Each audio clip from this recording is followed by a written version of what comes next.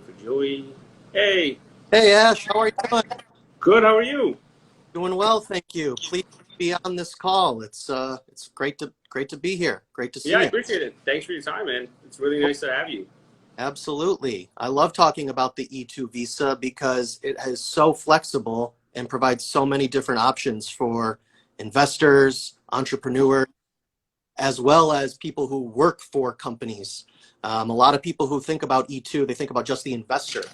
Uh, but E2 is actually a really popular way for companies that are owned at least 51% by somebody abroad to bring over managers or supervisors or employees as well. So there's two Yeah, different types of E2s, and our firm has helped for many years working with this visa category. So it's a pleasure to be here.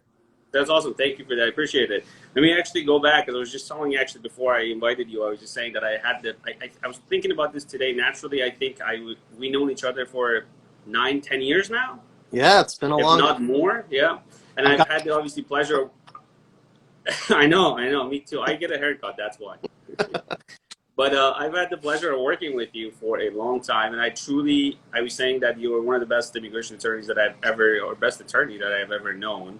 You're detailed, always knowledgeable. I always bug you when I have questions, ask you, and you're always available there and caring. So I truly appreciate your time. Of I course. know you, obviously, for our audience. You are a partner at one of very fantastic, reputable law firms. So tell our audience a little bit, just briefly, about the firm and you, and then we'll dive into E2. Great. My pleasure. So I'm a partner at Wolfstorff Rosenthal. We are an immigration-only law firm. We are headquartered in Los Angeles. That's where I am right now. We're in the middle of a heat wave. But we also have offices in the Bay Area in San Francisco and New York. And then we also have satellite offices in China as well. But we represent clients and businesses, Fortune 500 companies, colleges and universities, and then a lot of startup companies as well. So we really run the full gamut of different types of immigration. I've been an immigration attorney for 10 years. My focus is on investment immigration, specifically EB-5, which is the green card option, and E-2 and L-1. Those are non-immigrant visa options. So they don't by themselves give you a green card, but they're short-term visas that allow you to work in the United States. And so that's where my main focus is lying. As you know, with the Trump administration, everything in immigration has gotten a lot more difficult over the past 3-4 years. And then with the COVID-19 pandemic, that's added a new wrinkle because consulates aren't operating at full capacity. There are a lot of these presidential proclamations that are hampering consulars' ability to issue visas. But the E-2 visa is not listed on any of those proclamations. So you can apply for an E-2 visa now. The real struggle that we're seeing is actually getting an appointment in front of a consular officer. So it's working to expedite appointments and, if necessary, working with clients to apply for national interest exceptions so that they can get those visas issued and entered in. But just earlier this week, we got an expedited appointment at the U.S. consulate for an E-2 in Toronto, Okay.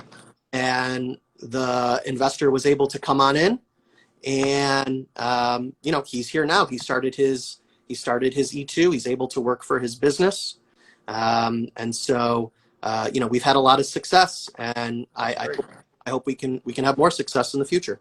Yeah, absolutely. That's great. Okay, so let's talk about real quick before we actually go into the details.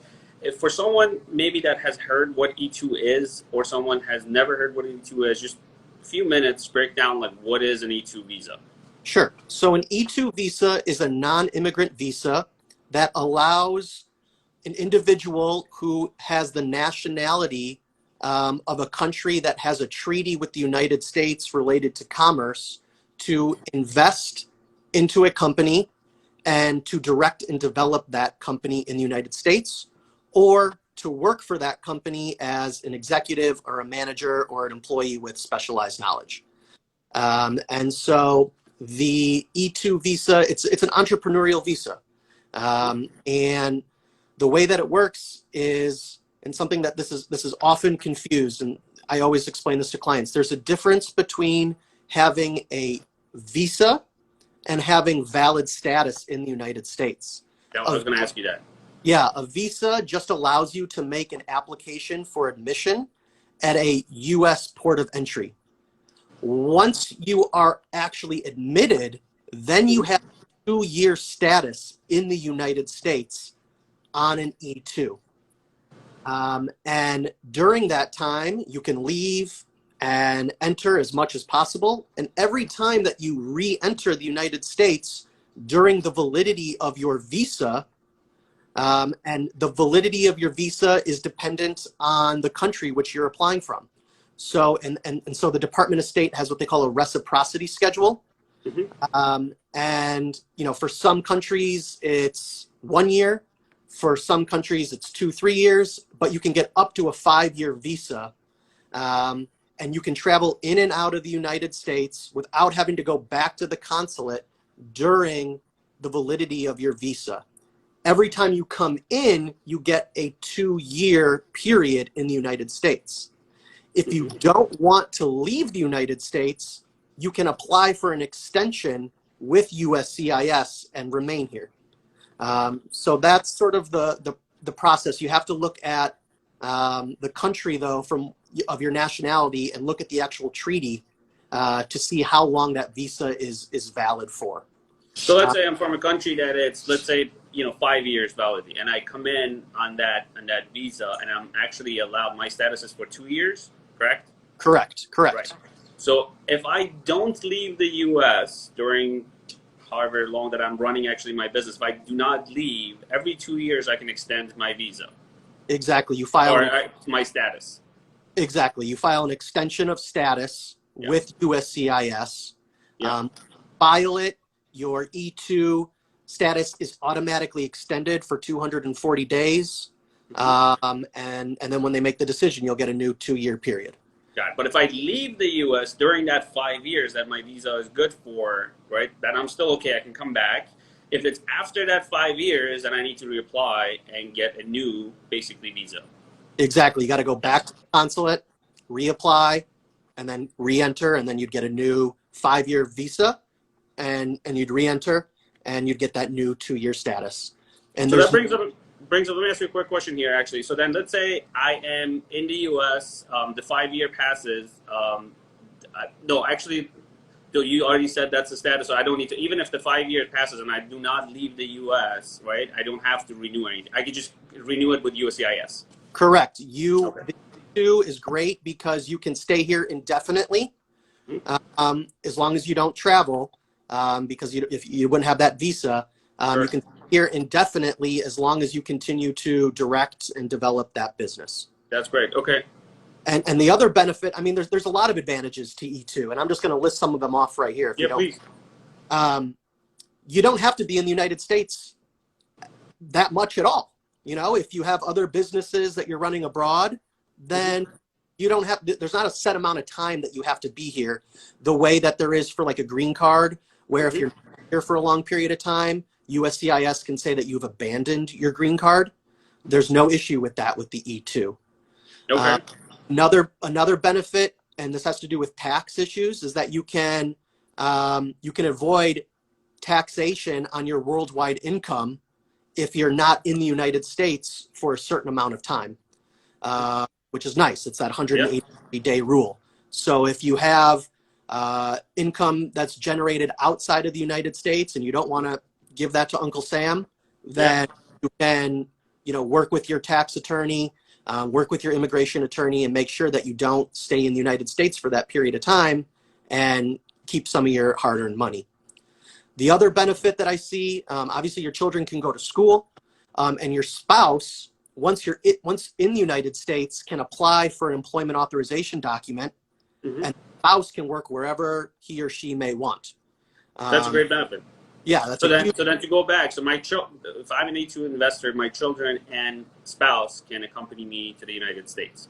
Exactly. As long as those children are unmarried and under the age of 21. And then they can attend any school. Correct. Do you know if they consider as an international students, do they have to pay international rates? No, they're here as a non-immigrant, so they would be able to apply for, you mean for college and stuff like that? Once you're Yes. able to, no, that shouldn't be an issue at all. Yes, I believe so too. You don't have to pay international rates, pay residence rates. Yeah, that's great. That's a wonderful thing. Yeah, and I guess the other two big advantages is one, there's no quota for like there is for an H-1B or for certain green cards. For example, EB-5. There's a certain number of visas that are issued every year. It's not a real most folks, unless you're Chinese or Vietnamese or maybe Indian. But there are some. And then the other thing is that you apply directly for the visa at a U.S. consulate or embassy. The initial, and that process in normal times only takes about 2 to 3 months or so.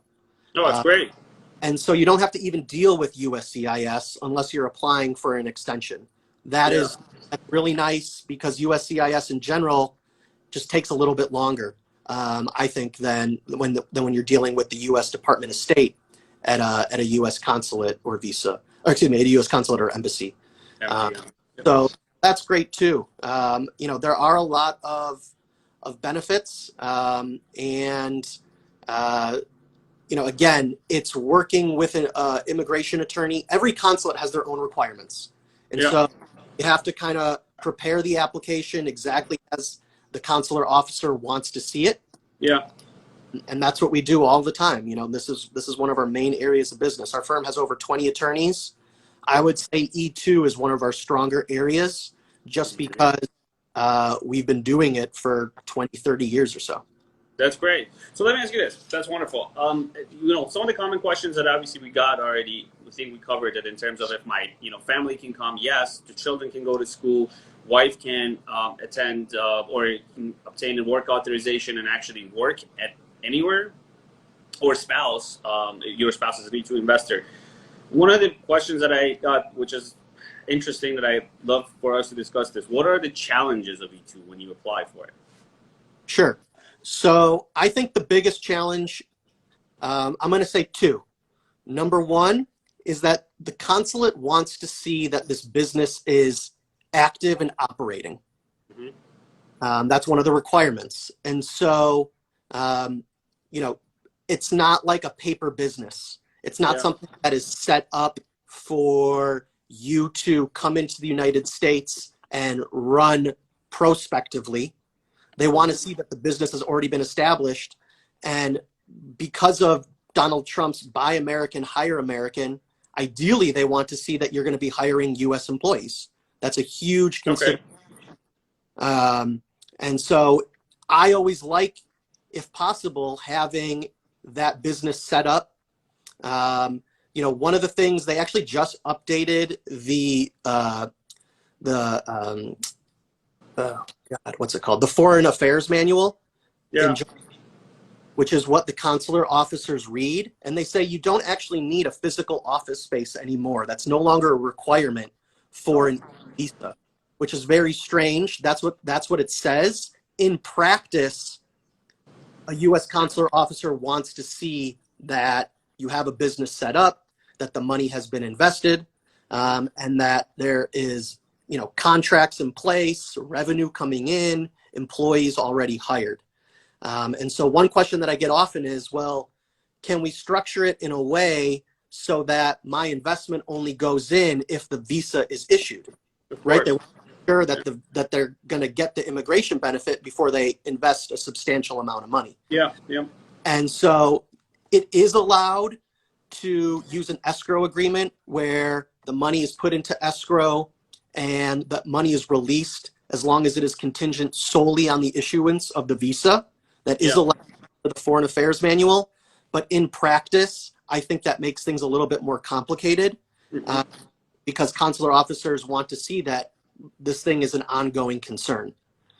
So Yeah, so let me ask you actually one thing here. So I absolutely I understand that, but from like let's say I'm going to put myself in a position of an investor, and I think, okay, so I definitely want to do this. I want to invest and I want to open a business. I want to buy a business in the U.S., but I'm planning so much in terms of the immigration aspect of this to move my family and maybe I have a child who's like 9, 10, school, all that, my spouse, everything about it, and I'm planning so much. What if I do this and then invest in the business? My money's invested. I understand it's not gone. I understand that it's invested in the business that I own. However, I don't get a visa. What happens then? You can still be the owner of the business. You can take the money out of the business if you want. Okay. Okay. You can also, if you know someone, or you can hire a management company to run the business in the United States, depending on the type of business. And so, there's two different real types. You can either open up a new business.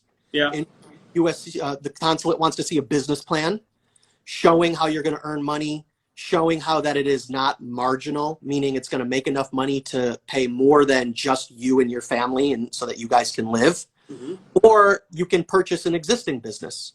And that's, again, as an immigration attorney, we don't really provide investment financial advice. That's something that I think you provide. But as a business broker, you really got to do your due diligence. But I think like franchises are a really popular option for E-2 because there's already a built-in brand that customers recognize. And so it's a little bit easier to convince a consular officer that this is a legitimate business that's gonna do well and actually earn revenue.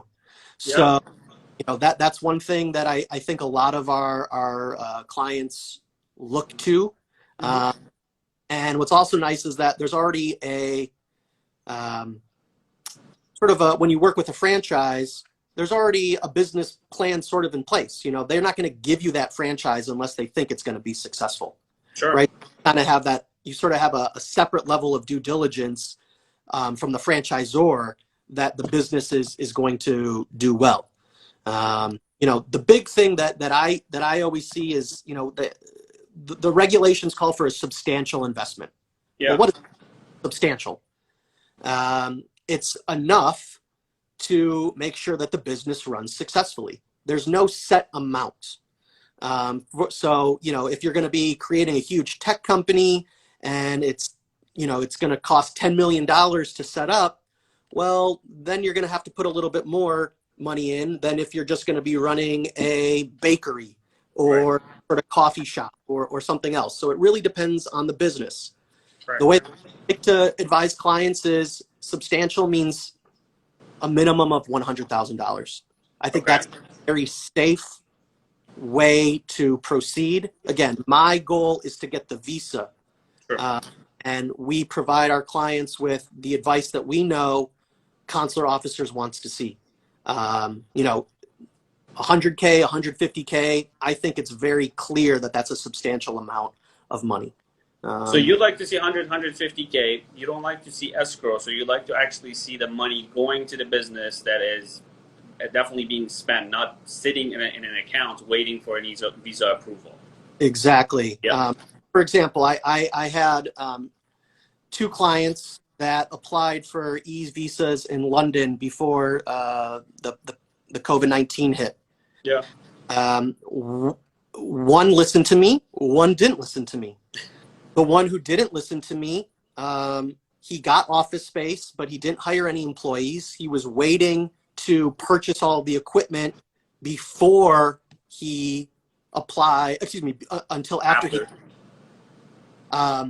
And I was saying, look, there's going to be issues with that. He said, I don't care. I don't want to go forward into it. His visa was denied. I had another client. She, a biomedical company. She hired 2 employees before she even got here. And that visa was approved. No problem.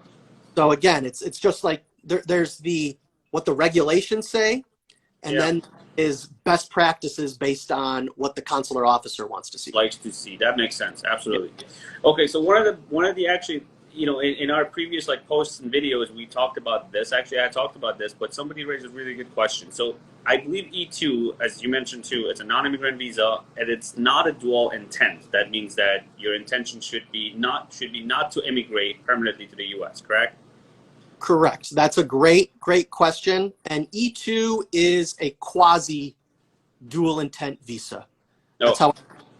Okay, so you do not need to establish intent to. So let me say this: you are allowed to sell your residence in a foreign country. Okay. You do not need to maintain a home abroad. You just need to include a declaration in your application saying, at the end of my status, I intend to return to the United States.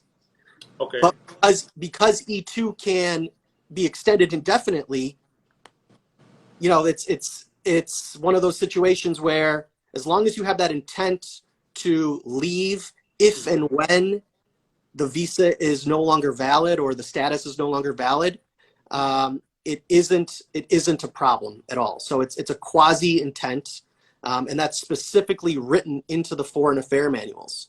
Oh, good. Okay.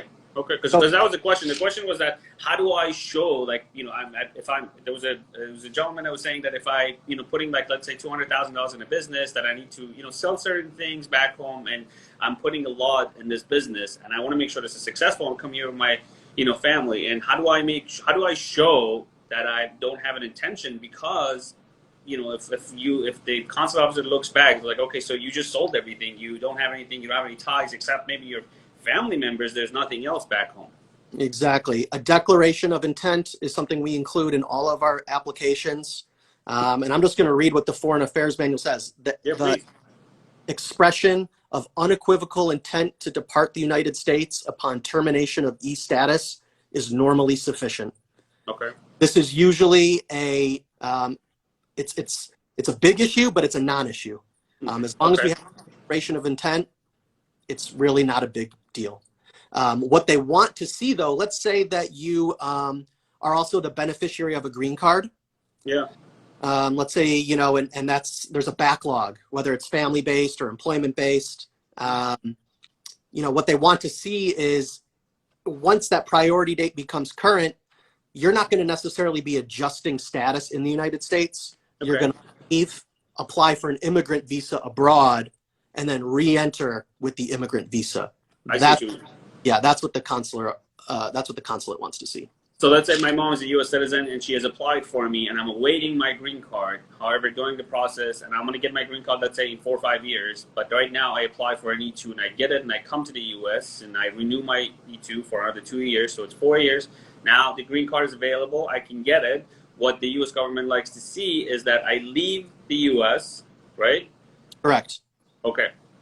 Exactly. And apply for my green card, immigrant visa, green card through the consulate level again, not adjusting my status in the U.S. Exactly. Okay. To see. I mean, if there is a reason, you know, that you can't leave, if there's a medical issue or something along the lines, a family member's sick and you're taking care of them, there are always exceptions to that general rule. Sure. But the last thing that I would want is to file an adjustment of status application and then USCIS coming back and saying, hey, you misrepresented your intent when you originally applied or when you applied for an extension. And this misrepresentation, now you're permanently barred from entering the United States for the rest of your life. You know, it's a safer move to leave and then to leave. That's great. Okay. Are there any restrictions in terms of business or industry that you can invest in? No, it's a really, really wide range of businesses. Anywhere from a fast food restaurant to a giant company that employs thousands of people. It's a really, really wide range. What the restrictions that they don't want to see, doing some sort of like real estate management or purchasing properties is not thing that they like. So I stay away from those.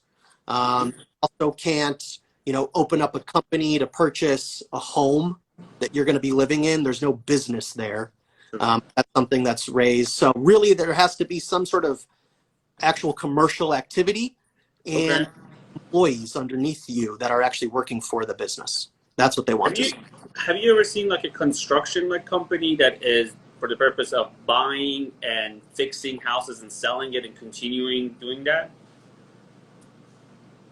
I have seen that being successful, but it's something that I think consular officers generally don't like to see. Don't like to see, yeah. They don't like to see it. And I think there is something in the Foreign Affairs Manual that says, Better not to do that.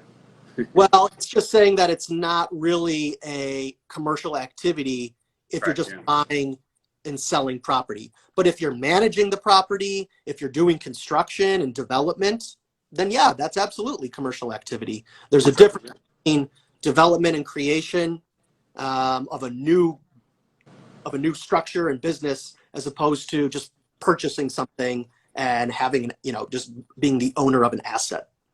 Yeah, that makes sense. That's great. Yeah. Also, there's again confirming this with you. There are no restrictions in terms of where the business or whatever you're investing in should be located. Unlike EB5, where a location of a business can determine the amount of investment, E2 does not have that. Correct. That's not a rule for E2. That's great. Very good. So one of the last questions that we got is that how do I start or where do I start? What's my first step basically if I want to do E2? Sure. So there's two things. Three things. Number one, you got to find the business. Working with One Key Visa, doing your due diligence, making sure that you're choosing a good business that will be able to be successful and, hopefully be able to support you indefinitely as you do your extensions. That's number one. Number two, you got to work with an immigration attorney to review your immigration history. And part of that, I guess, with the number three is you have to show that the money that you're investing in the company is lawfully obtained. Okay. So that's, again, working with an immigration attorney to see, well, where exactly is the money coming from? Is this a personal investment? Is it an investment coming from a business, which is possible? Mm-hmm. So let's say that you are a German citizen, you own a German company, and that company is making an investment in a U.S. company. Mm-hmm. That's still possible for E2. But then we just need to see how that German company has been profitable, and we're going to need to see the bank statements showing the money leaving that German account and investing in like a subsidiary or something like that in the United States. Okay. So working with your attorney to make sure that the corporate structure is right and the source of funds is right, and then working with someone like you to make sure that that business is going to be successful. And depending on if you're purchasing a new business, an existing business or starting a new business, you may need to work with a business plan writer, which is something we do all of the time. It's really a best practice. Consular officers actually require a business plan. It doesn't have to be something like super intense, but they want to see that you've put some thought into it and that it's not going to be a marginal enterprise. That makes sense. Yeah, so those are the real big steps. My email is jbarnett, BARNETT, at wolfstorf.com. I'm happy to answer any questions that people have. Yep. You can also go to our website, www.wolfstorf.com. We have great blogs and information about E2 and other categories. So I think that's probably the best way to start. Yeah, absolutely. And as we actually download the video after our live, and we'll put it in our IG, so we'll tag the firm's information so people who are definitely want to see more information, want to get in touch with you, they can definitely connect with you through the website, through your Instagram, through social media. Excellent. Yeah, like I said in the beginning, I really enjoy the E2 visa category because it's fun working with entrepreneurs. It really is, as far as I'm concerned, it's the visa that allows for the American dream. As long as you are have the nationality of a country that has that visa, I think it really has the flexibility. And one thing I just want to say is, even if you don't have the nationality of a country that has that treaty with the United States, it is possible to get a second passport and then to use that second passport as the basis for your E2. So whether you're getting a second passport for Turkey Yeah. or Grenada, you know, both of those countries have E-2 treaties. So you first work to get your your second passport, and then once you get that, then you're able to apply for your E-2. That's something that we Yeah, help. so we have actually, it's a good thing that you mentioned that. We have a lot of, from our audience, we have a lot of German nationals, Turkish nationals, Iranian nationals on our social media channels. And so for Germans and Turkish nationals, they qualify. Qualify. You can do E2 with your passport. For Iranian nationals, a lot of people actually have been asking us to invest and get a Turkish passport first and then apply with their Turkish passport to get an E2 visa. Exactly. And the same could be said for Chinese or where you're just not, you know, they don't have those treaties. So yeah, absolutely. That is absolutely a pathway to the United States. I will say this for Iranians, you know, there is still the consular process. There still is the potential for administrative processing. And that's just something that we've been dealing with for decades. You know, it's just part of, it's the unfortunate part of, you know, the sort of geopolitical relationship between the United States and Iran, and, you know, regular normal people and people who are going to be creating jobs in the United States are sort of stuck in the middle of it. Unfortunately, that's true. Yeah, it's a shame. So, but yeah, that's something that is definitely a possibility, though, for those who don't have. That's wonderful. So let me ask you another question. So we have actually we deal with a lot of international students as well, right? Who are here in the U.S. So that's definitely a category for them and an option for them that they can, you know, either during their, you know, F1 visa, student visa, or after when it's about to expire or the school term is about to finish, they can adjust their status and obtain an E2 visa by investing. Exactly. And it would be a change of status from F1 to E2. The big thing with this, and that could be if you're on OPT, if you qualify for STEM OPT. The big thing with that, though, is you cannot work for your company until that E2 change of status has been approved. Okay. Well, I guess if you're on OPT, you may be able to, as long as it's related to your field of study. Yeah. But with STEM OPT, you're here based on an employer, right? So an employer is sponsoring you for that additional 2 years. So you wouldn't be able to work for your E2 enterprise. You can own it. You can set up the business, but you can't really work for it. It's a weird gray area in immigration law. But yes, that's absolutely an option for students who are looking for a way to remain in the United States. And then there's a premium processing for people who are in the U.S. So if that's the case, let's say you just use an example. If that's the case, then students, if they're trying to change their status, they can use a premium processing to get an answer much, much, much quicker. And then once it's approved, they can start working for their own business. Exactly. It's an additional $1,440, but you get it within 15 days. In general, what I have been seeing recently with that is instead of actually getting a decision in 15 days, they'll issue a request for evidence. And then you'll have 87 days to respond to whatever issues they may have. And that's just happening in general across USCIS. We're getting RFEs because they don't have the staff right now to be adjudicating these applications so quickly. You may have heard that they're planning to furlough, I think, like 2/3 of their staff by the end of the month.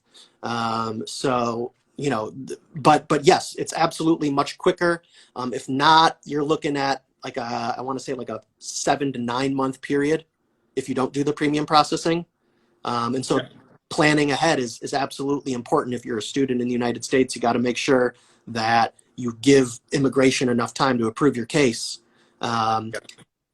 You know, I will say this, though, when it comes to E2s, I always recommend doing consular processing to leave and do consular processing. And the reason why is because if you do a change of status, if you were ever to leave after that, you would still need to apply for a visa to come back. So you're sort of stuck in the United States because the only visa that you have in your passport is your F1, right?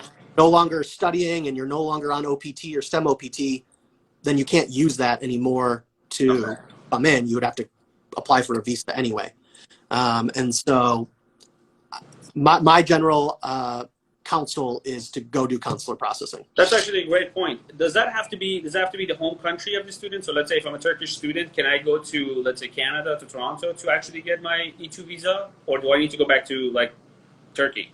No, you don't. But different consulates have different residency requirements. Okay. So, for example, UK, you have to establish that you've been a resident in UK for at least 6 months before you can apply at the there. Oh, I see. Toronto, it's not an issue. Okay. Okay. Wonderful. Yeah. Well, thanks. I appreciate your time. This is great. Thanks. Wonderful conversation. Yeah. I think I'm going to put you on the spot, and I'm going to, make you promise that we're going to do a lot more of these. You got it. I enjoy it. Awesome. Ash. It's always. And then I know, same here as always. And I know we have always talked about when we started putting a lot of live events, actually, and particularly Istanbul last year together, which we enjoyed and was wonderful. Give a lot of great information. We meet people one-on-one after the seminar, so everybody has personal situations that they want to discuss one-on-one and personally. So once this whole COVID-19 thing is a little bit less kind of under control, I think, then we can get to travel. We're planning our seminars hopefully for perhaps 2021, and then we're going to ask you to come with us there also. Excellent. My pleasure. I would be pleased to do it. I've always wanted to go to Turkey. I've heard amazing things. And so we've actually have one of our partners has a long history of working in Turkey. So we know those consulates really well. Great. And so, that's something that we work with all the time. Absolutely. And it's a wonderful country. You'll enjoy it. Yeah. Excellent. Great. I appreciate it. Thanks for your time. All right. Have a great day. Yeah, you too. Take care. All right.